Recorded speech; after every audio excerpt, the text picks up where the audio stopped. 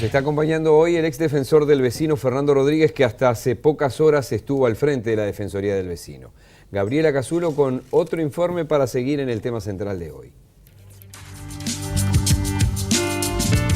Luego de 7 años de funcionamiento, desde 2006, la figura del defensor del vecino se ha visto reforzada, si bien en 2012 la Junta Departamental de Montevideo creó una comisión para evaluar la gestión de Fernando Rodríguez, ratificando más allá de la persona el instrumento. El defensor del vecino ha sido hostigado en estos años, pero con el paso del tiempo estas situaciones son cada vez menos. En el último informe presentado expresa, pretendemos mostrar cómo una institución puede nacer y consolidarse en 7 años, aun cuando ha tenido resistencias políticas, incomprensiones e incluso reacciones individuales alejadas de los principios democráticos básicos de apoyo a las instituciones que promueven y garantizan los derechos humanos. En síntesis, actitudes alejadas de la convicción democrática de que el centro del accionar del Estado no puede ser otra cosa que la defensa radical de los derechos de las personas, dice textualmente. Si bien la continuidad del defensor quedó asegurada, no se lo prorrogó a Rodríguez en el cargo y hubo cambios en la forma de designar a su sucesor que permitieron que en una tercera convocatoria, tras 2 instancias fallidas de selección del defensor en la Junta Departamental de Montevideo por mayorías especiales, se lo eligiera por mayoría absoluta de ediles. Tras idas y venidas y entre 9 candidatos, finalmente se ha elegido y el pasado miércoles 4 de junio asumió la doctora Ana Claudia Agostino, candidata presentada por la Asociación Nacional de Organizaciones No Gubernamentales Orientadas al Desarrollo, que nuclea a unas 90 ONGs de todo el país. El periodo de actuación es de 5 años en lugar de 6 y no será prorrogable. Bueno, como dice mi amigo Alberto Silva, en lo peor lo mejor, ¿no? Es decir, después de las tormentas la institucionalidad llegó. No sé si querés agregar algo más después de esto o nos paramos en lo que fue tu trabajo cotidiano, es decir, permanentemente con las direcciones municipales. Básicamente estuvo dicho en el primer informe que era lo que más se reclamaba. ¿Dónde te fue muy bien y hubo respuesta siempre y dónde no te fue tan bien? ¿Dónde es tan difícil para después entrar en otros organismos del Estado? Bien, a la Defensoría del Vecino llegan temas complejos, que a veces, bueno, han sido eludidos en su solución, que los vecinos han batallado para buscar soluciones y no las encuentran, entonces llegan a la Defensoría del Vecino. Es muy difícil que lleguen temas sencillos, en general llegan los temas complejos. Ustedes han enlistado... ¿Qué es un tema complejo? Un tema complejo es el tema fincas abandonadas y ocupadas y utilizadas para la delincuencia. Que tenés al lado de tu casa o a 20 metros... 50 personas lleno de delincuentes un edificio, por ejemplo. Nosotros, bueno, acabamos de terminar en la Defensoría una investigación que va a estar presentando Ana Agostino, supuestamente fines de julio, por ahí, después del Mundial. Todo después del Mundial. Todo después del Mundial. Y es difícil convocar para discutir en serio un tema grave como el de las fincas abandonadas durante el Mundial. 339 fincas abandonadas tienen los municipios B y C.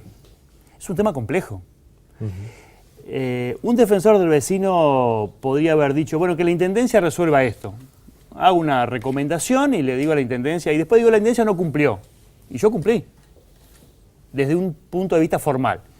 Pero nunca quisimos ser formales porque justamente la institución Defensoría del Vecino es una institución que tiene que buscar alternativas distintas a las que aplica el Estado. Entonces salimos a convocar a los organismos, al Ministerio de Vivienda, obviamente por el tema de vivienda, ahí hay gente que necesita soluciones habitacionales, al Ministerio de Interior porque hay delincuencia mezclada con gente que necesita, al MIDES porque hay un tema social, obviamente a la Intendencia porque es el espacio urbano el que se afecta, y la Defensoría del Vecino. Y convocamos, vamos a trabajar juntos en esto.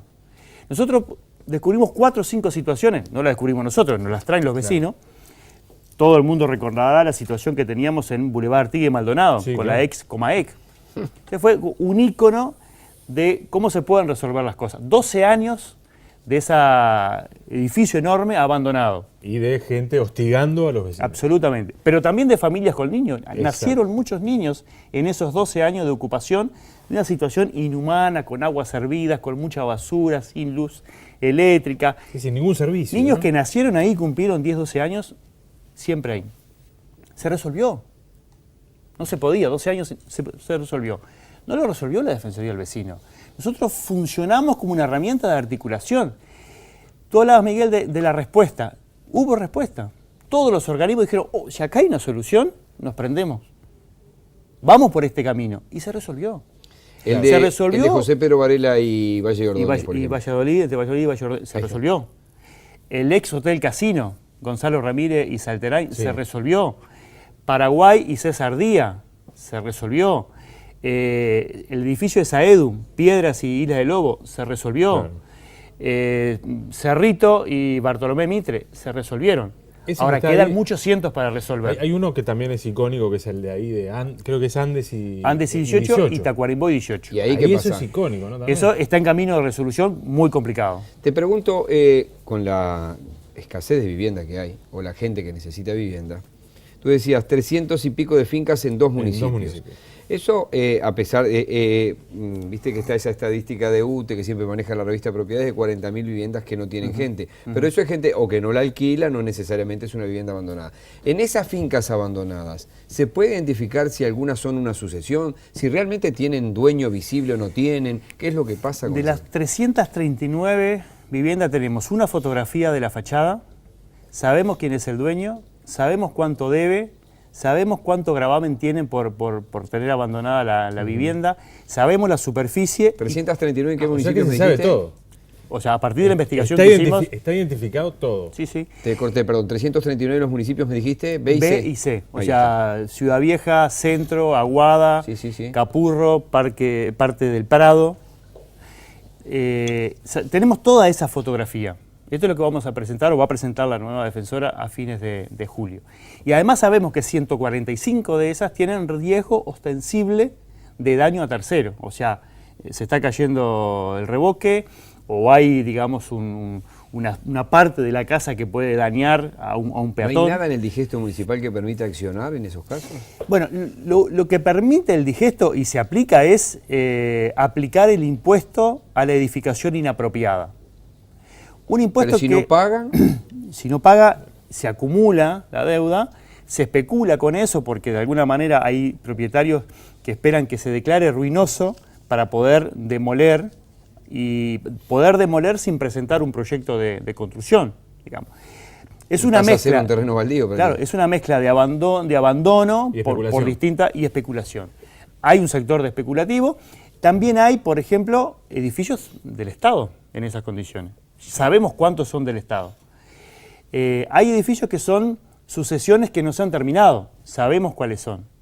Hay edificios que fueron propiedad de una sociedad anónima que se disolvió y no resolvieron el tema del dominio. También sabemos cuántas son. Entonces, esto es un tema muy complejo.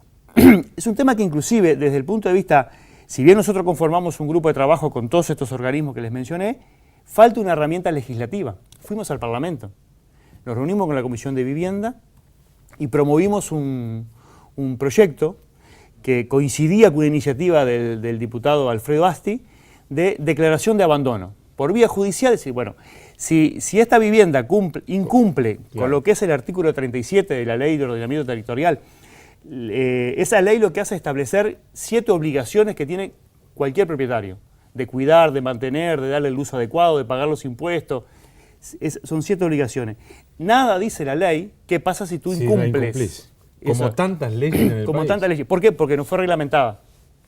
Entonces, esta ley que está en la Comisión de Legislación de Diputados va a oficiar, el día que se apruebe, de reglamentación del artículo 37 de la Ley de Ordenamiento Territorial. Y le va a permitir a la Agencia Nacional de Vivienda, al Ministerio de Vivienda o a cualquiera de las 19 intendencias, pedir a la justicia que se declare abandonada esa finca, con el objetivo de pasar esa finca a planes de vivienda social. Todo estos conceptos los recoge la ley.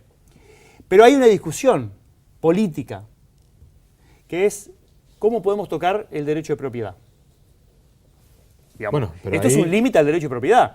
Vos tenés una propiedad, tenés una ley que te obliga a mantenerla de determinadas maneras. Si no cumplís con eso, perdés el derecho de propiedad. Claro. Se limita, el único derecho que no se puede limitar es el derecho a la vida. Todos los otros derechos son limitables en la medida que se compruebe que el ejercicio de tu derecho afecta a otros derechos. Y es el Estado el que tiene que intervenir ahí. El Estado no puede estar Está bien, pero observando. estás haciendo una serie de afirmaciones que están contempladas para algo, ¿te respalda o es una deducción que estás haciendo? Yo estoy de acuerdo en todo lo No. que estás diciendo. O sea, el proyecto de ley contempla eso. tiene esa motivación. Pero Tiene- vamos a estar un año casi sin aprobar nada, ¿no? Sí, es probable que se pase Digo el periodo, porque es año de elecciones. pero de alguna manera lo que pudimos constatar, y ahora con la investigación mucho más, es que se necesita una herramienta jurídica con todas las garantías que requiere, con la presencia del Poder Judicial, para evitar que estas cosas pasen y que el propietario incumplidor sienta que puede perder su propiedad. Otra cuestión, porque has estudiado a fondo cómo funciona. Viste que Montevideo tiene, le cuento a la gente que vive en el interior, básicamente una zona repuestera, ahí en Cerro Largo, Galicia. Tiene una zona de electrónica que fue que todavía sigue con fuerza en Rondó, por ejemplo, entre Paysandú y Uruguay, para decirlo de alguna manera. Si vos vas a Los Ángeles, hay manzanas enteras que es el barrio de las jugueterías, el barrio de las joyerías. Si vas a Madrid, hubo una readecuación de la ciudad hace unos cuantos años que los talleres mecánicos no se pueden instalar en cualquier lado. Es más, hay barrios enteros de talleres mecánicos, de distinto tipo de talleres mecánicos, mecánica ligera, tornerías, lo que sea. ¿Eso cómo es hoy acá? Porque hay algunas zonas residenciales que vos ves un taller, que no se enojen los mecánicos, ¿no? En determinado lugar dices, ¿cómo está acá este taller?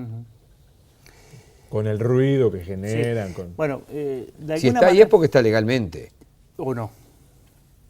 No siempre. De hecho, hemos recibido muchísimo. Podría seguir con las discotecas Exacto. en determinados lugares de oeste. Sí, sí. Todo lo que sea fuente de algún tipo de molestia a la residencia, a la casa de... A ver, el plan de ordenamiento territorial de la Intendencia determina, digamos, determinadas zonas, o fija determinadas franjas, en donde lo que establece ahí el tipo de uso que se le puede dar al suelo. Claro. En esa. Entonces tenemos suelos que son de uso residencial Exclusivamente. y equipamiento compatible, dice el POT. Hay otros que son mixto controlado, o sea, zona de residencial mixto controlado, quiere decir que puede haber alguna actividad que no sea residencial, pero controlada, y después zonas industriales y zona rural de Montevideo. En general, en la zona residencial, eso se contempla bastante bien. Los problemas aparecen fundamentalmente en el territorio de mixta controlada, zona mixta controlada, Claro. porque el control no existe. El control complica muchísimo.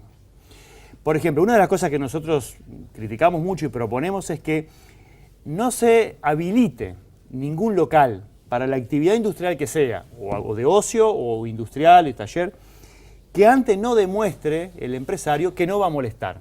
¿Cómo se hace esto? Bueno, exigiéndole un proyecto de mitigación acústica. Cuando demuestre que no va a molestar por ruidos, o por gases, o por el componente, digamos, que sea, bueno, ahí se le habilita. Hoy no pasa eso, se habilita y si molesta empezamos a ver qué pasa con esa molestia. Entonces lo que decimos es, bueno, ¿dónde está la carga de la prueba? Hoy la carga de la prueba está en el dañado. El vecino dañado tiene que demostrarle con mucho sacrificio a la Intendencia que está siendo dañado, que no duerme, que en las madrugadas hay ruido, claro, que está contaminado. En cambio, como principio normativo universal en términos de prevención de la contaminación del medio ambiente, es el que tiene riesgo de dañar, es el que tiene que demostrar que con no su lo va a actividad hacer. no va a dañar. Se invierte la carga de la prueba. Exactamente. Sí, Entonces sí. decimos, no, que aísle antes de recibir la habilitación. Pasa. Esto lo hemos trabajado muchísimo, prácticamente en los 7 informes anuales está escrito y proponemos esta cuestión. Se ha avanzado en alguna medida, hay alguna intención en la Intendencia de que algunas fuentes, las más contaminantes desde el punto de vista acústico, se empiece a exigir previamente proyecto de mitigación acústica. Eso solucionaría gran parte de los reclamos que tiene la Defensoría y gran parte de los problemas que tienen los montevideanos. ciudadanos, claro. Es decir, ¿a quién le exigimos que haga las cosas bien? ¿Al vecino que demuestre que está dañado? No, a la fuente de contaminación. Nos queda el último bloque. En esos 2-3 minutos te voy a preguntar en qué está y en qué va a ser de tu vida, hasta donde puedas contar, porque al conocimiento le sumas pasión y la pasión racional, inteligente y con conocimiento no se puede desperdiciar. O sea, vamos a ver en qué estás, si lo querés contar, Claro. En los últimos minutos con el ex defensor del vecino hoy aquí en Poder Ciudadano.